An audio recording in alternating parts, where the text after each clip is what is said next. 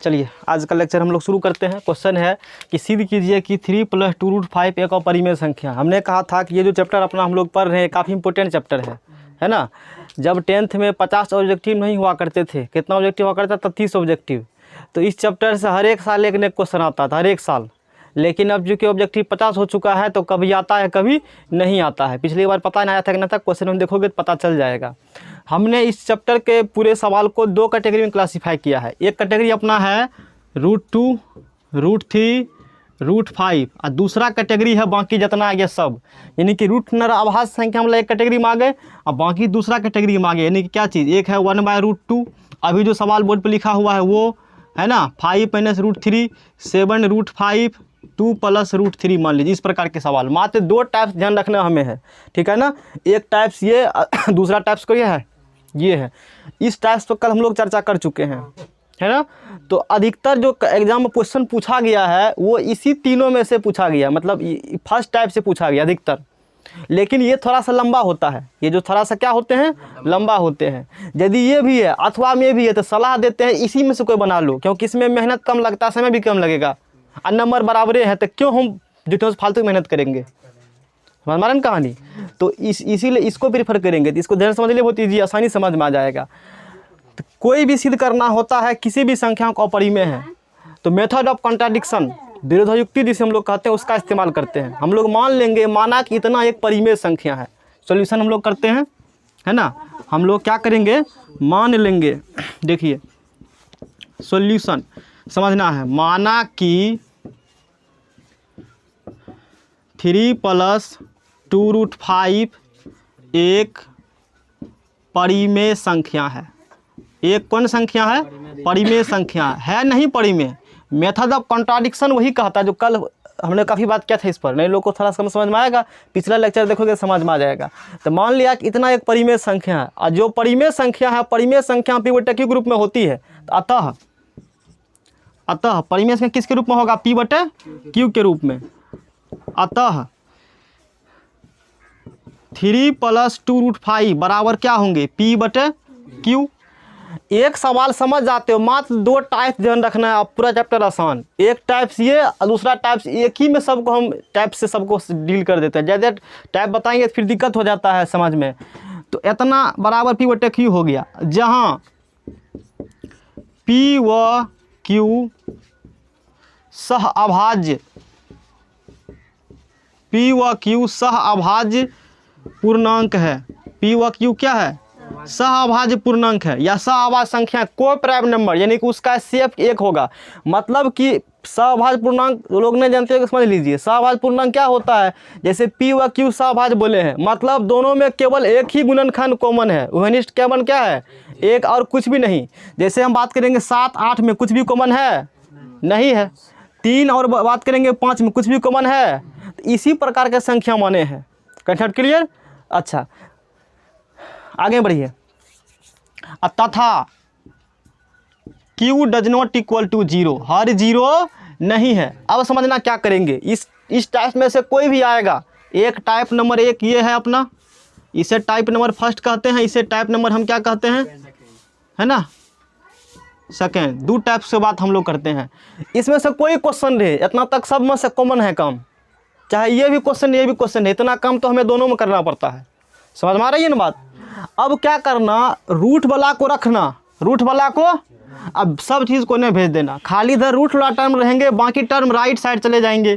तो देखिए 2√5 बराबर P/Q, आई 3 आ गया तो क्या हो जाएगा? माइनस, चिन्ह बदल जाएंगे। LHS किधर चले गए हैं? RHS, तो चिन्ह क्या हो जाएंगे? बदल जाएंगे। चलिए इसमें एलसीएम ले लीजिए, तो Q इसका क्या हो जाएगा? एलसीएम। तो P- क्या होगा? 3Q होंगे। इम्प्लाइज दैट, यानी कि 2√5 बराबर निकला। क्या चीज़ बराबर निकला? 2√5 बराबर निकला, है ना। थोड़ा सा बड़ा लिखेंगे तो अधिक दिखाई देगा। अब चलिए, मैंने कहा सिर्फ रखना है रूट वाला को, जो रूट में उसी को रखिए, बाकी चीज़ को रखना नहीं है, बाकी को उधर भेज दीजिए। तो √5 बराबर क्या होगा? P - 3Q अब बटे क्या होगा? 2Q होगा।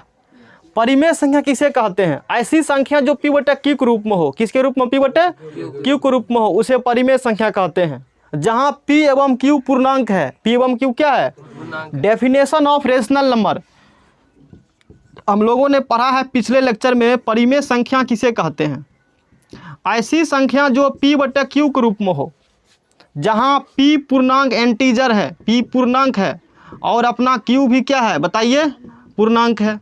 अब जिसको पूर्णांक समझ में नहीं आता है उसके लिए जान लीजिए माइनस इन्फिनिटिव, -4, -3, -2, -1, 0, 1, 2, 3 ये सब प्लस में है। ये किस में है? इसे ही बात है, ये प्लस में, ये सब प्लस में, ठीक है ना, प्लस में चले जाइए, यही पूर्णांक है। यानी कि प्राकृतिक संख्या में एक बार लिखिए प्लस लगा करके, बीच में फिर ले लीजिए 0 और फिर प्राकृतिक संख्या में लगा दीजिए माइनस, तो टोटल पूर्णांक बन गया। टोटल क्या बन गया? समझ में आ गया ना। ये है प्राकृतिक संख्या लिखल, प्लस लगा दिया, 0 ले लिया और फिर उसमें क्या लगा दिया, माइनस, इसी को पूर्णांक कहा जाता है। तो जब परिमेय संख्या की परिभाषा कहते हैं तो उसे p/q के रूप में व्यक्त कर सकते हैं, और व्यक्त किया नंबर क्लास में। ये सब नंबर दिया गया व्यक्त करने के लिए, सवाल 10वां में इसका चर्चा नहीं किया गया है, लेकिन सवाल एक न एक ऑब्जेक्टिव कई बार देखते हैं, सब्जेक्टिव 2 नंबर में आ जाता है क्वेश्चन, बता देंगे हम। तो p भी पूर्णांक, q भी पूर्णांक, और हर 0 नहीं होना चाहिए, हर 0 नहीं होना चाहिए। अच्छा, पूर्णांक माइनस पूर्णांक करिए या पूर्णांक प्लस पूर्णांक करिए, आंसर निकलेगा पूर्णांक ही। नहीं समझ में आ रहा है? परिमेय संख्या का पूरा पूर्णांक नीचों क्या होता है? अब समझो, ये जो p-3q है, p भी पूर्णांक है और q भी क्या है, पूर्णांक। क्वेश्चन में कहा है यहाँ पर हमने, परिमेय संख्या माने p/q पूर्णांक दोनों। अब डिफिनेशन बताया हमने, p भी क्या है, q भी क्या है, और 3 गुना q करेगा पूर्णांक क्या निकलेगा, यानी कि पूर्णांक माइनस पूर्णांक, तो ऊपर लगा वाला टर्म पूर्णांक, ऊपर लगा वाला टर्म क्या होगा, और निचलो का वाला पूर्णांक गुना 2 तो पूर्णांक, यानी कि यो पूर्णांक यो की है, तो पूर्णांक बटा पूर्णांक कौन संख्या होगा, परिमेय संख्या। डिफिनेशन लिखा हुआ है, पूर्णांक बटा पूर्णांक कौन संख्या होगा, परिमेय संख्या होगा। यानी कि ये परिमेय संख्या हो गया, ये कौन संख्या हो गया। चलिए समीकरण नंबर एक मान लेते हैं हम लोग 1। समीकरण क्या मान लेते हैं, यहाँ p व q पूर्णांक है, p व q क्या है, इस बात को लिखेंगे। यहाँ p व q पूर्णांक है, इसीलिए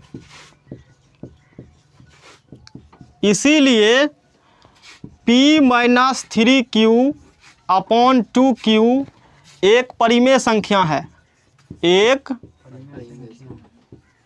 परिमेय संख्या है। एक क्या है, परिमेय संख्या है, पूर्णांक बटा पूर्णांक परिमेय संख्या है, जो कि समीकरण 1 के √5 या समीकरण 1 के या समीकरण 1 में जो भी लिखो, समीकरण 1 के √5 के बराबर है, √5 के बराबर। लैंग्वेज खेला होता है, लोग यही लिख नहीं पाते हैं, जो माहौल है वही लिख रहे हैं।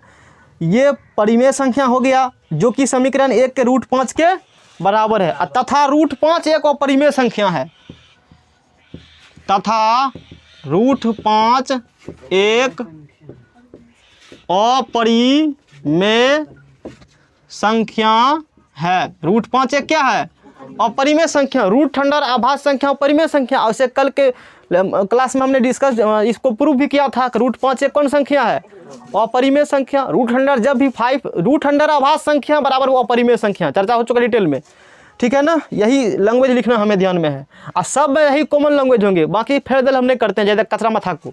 बात समझ में आ रहा है ना। जहाँ तोरा करना है तो करना, हम नहीं कचरा करेंगे। जो एक बार तू समझ आओगे तो अपना हिसाब से स्टीयरिंग घुमाओगे, जना मन है तन्ने, हाँ तो तब जना मन है तना घुमाइए। समझा यहाँ से, p व q पूर्णांक है, p व q क्या है, इसलिए इतना पर एक परिमेय संख्या हो गया है, इसलिए इतना कौन संख्या है, जो कि समीकरण 1 के √5 के बराबर है। प्लेटफॉर्म 1 में किसके बराबर है, √5 के बराबर है, तथा √5 एक परिमेय संख्या है। √5 एक कौन संख्या है। अच्छा, एकरा कौन संख्या बोले हैं, परिमेय। एकरा क्या बोले हो, ई क्या बोले हो, ये तो उल्टा पुल्टा बात हो रहा है ना, विरोधाभास हो रहा है। ये क्या हो रही है, अपरिमेय बराबर कभी परिमेय हो सकता है, कभी नहीं होगा। परिमेय संख्या बराबर परिमेय संख्या, अपरिमेय संख्या बराबर परिमेय संख्या। ये तो परिमेय और ये अपरिमेय दोनों को बराबर कर रहे हैं, अतः यह विरोधाभास है। इसको मिटा देते हैं हम, इसका काम नहीं है, ठीक है ना।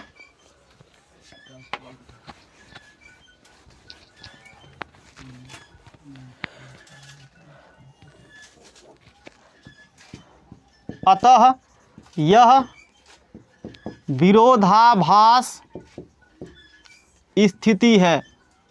अतः यह विरोधाभास, हमने जो माना था शुरू में, हमने क्या माना था, इतना एक कौन संख्या है, परिमेय संख्या है। अतः हमारी परिकल्पना गलत है। अतः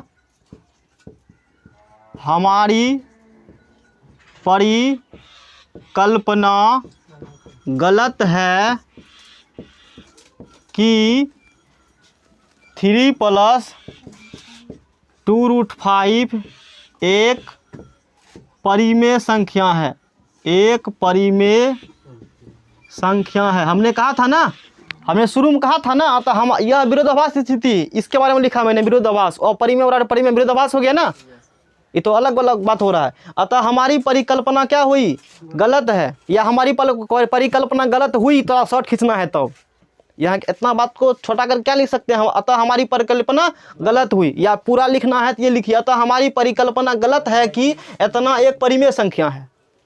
हमारी जो कल्पना हमने जो मानना था, या हमारा मानना गलत हुआ, अपने भाषा में लिख सकते हो। हमने जो कल्पना किए थे ना कितना परिमेय संख्या है, गलत बात साबित हो गया। ये क्या साबित हो गया है, गलत साबित हो गया। अतः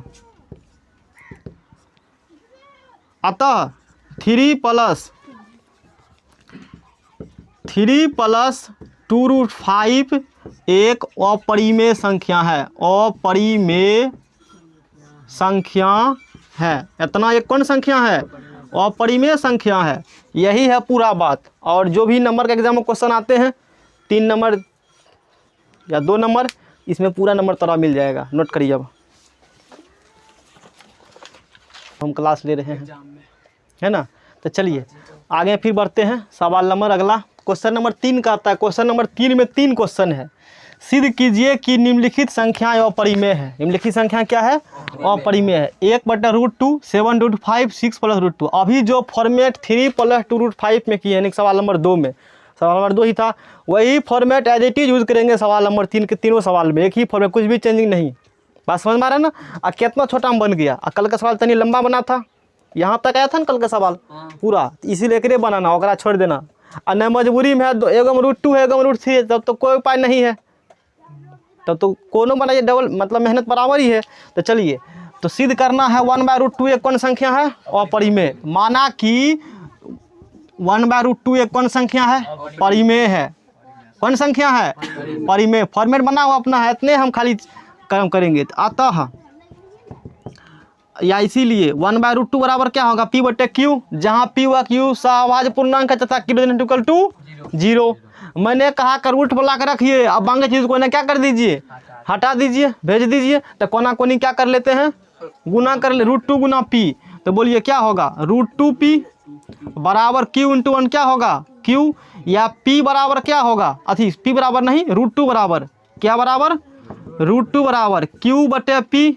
अच्छा, जैसे उस सवाल में भी हमने लैंग्वेज यूज़ किया था, तो यहाँ लैंग्वेज यूज़ कर लोगे चूँकि, तो और बेटर रहेगा। यहाँ क्या यूज़ कर लेंगे हम लोग, चूँकि P व Q पूर्णांक है, इसीलिए मामला वो। और यहाँ यूज़ कर लेंगे होगी, यहाँ क्या यूज़ कर लेंगे, होगी। और लैंग्वेज क्या बन जाएगा, बेटर बन जाएगा। बातें समझ में आ रहा है कहानी, अच्छे लैंग्वेज बन जाएंगे। तो √2 बराबर Q व P। और समीकरण नंबर क्या मान लेंगे इसको, 1। प्लेटफार्म 1 हो गया। चूँकि P व Q पूर्णांक है, समझ में आ रहा ना, इसीलिए P व Q पूर्णांक, इसीलिए Q/P एक परिमेय संख्या होगी। एक कौन संख्या होगा, जो प्लेटफार्म 1 के √2 के बराबर है।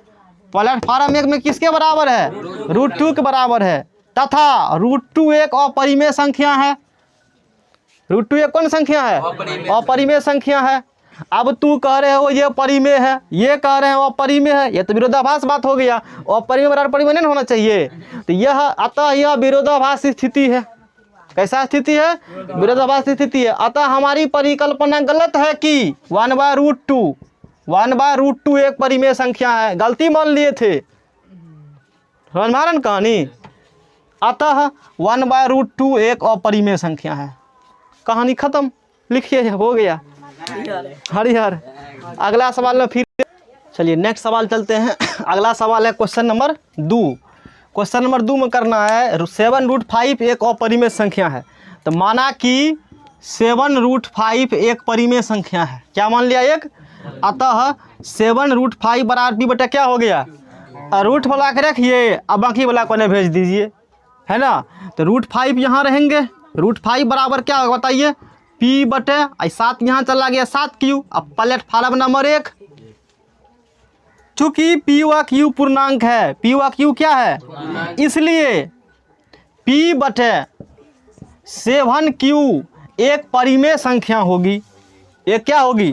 जो कि समीकरण 1 के √5 के बराबर है। प्लेटफार्म में किसके √5 बराबर है? तथा √5 एक अपरिमेय संख्या है। √5 एक कौन संख्या है? √5 एक अपरिमेय संख्या। ये परिमेय, ये अपरिमेय, ये काहे का? गड़बड़ भांज हो गया ना। अतः यह विरोधाभास स्थिति है, यह विरोधाभास स्थिति है। अतः हमारी परिकल्पना गलत है कि 7√5 एक परिमेय संख्या है। अतः 7√5 एक कौन संख्या है? अपरिमेय संख्या है। कहानी फिनिश, छापिए। अब तो वो बन जाएगा। अब इस वाले देखो 6 + √2 वाला जो है, माना कि 6 + √2, 6 प्लस क्या चीज़? √2 एक परिमेय संख्या है। अतः 6 + √2 बराबर p बटे क्या होगा? q। √2 को रखना है, बाकी को ने भेजना है। तो √2 बराबर क्या हो गया? p बटे q, इधर आया तो माइनस का 6 इम्प्लाइड है। √2 बराबर p - 6q बटे क्या हो गए? q। लघुत्तम ले लिया, है ना। बस वही वाला कहानी, चूँकि p व q पूर्णांक है इसीलिए इतना p - 6q बटे q एक परिमेय संख्या होगी, जो कि समीकरण 1 के √2 के बराबर है, जो कि समीकरण 1 के √2 के बराबर है। तथा √2 एक अपरिमेय संख्या है, √2 एक अपरिमेय संख्या है। अतः यह विरोधाभास है, यह विरोधाभास स्थिति उत्पन्न हो गया। अतः हमारी परिकल्पना गलत है कि 6 + √2 एक परिमेय संख्या है। हमारी परिकल्पना गलत हो गई। अतः 6 + √2 एक परिमेय संख्या। अब ये चैप्टर फिनिश हो गया। अब कल के क्लास में 1.4 का थ्योरी पढ़ेंगे, और थ्योरी पढ़ने के बाद फिर क्या पढ़ेंगे? सवाल। ठीक है ना। 2 से 3 वीडियो में भी खत्म हो जाएगा, अधिक नहीं लगेगा।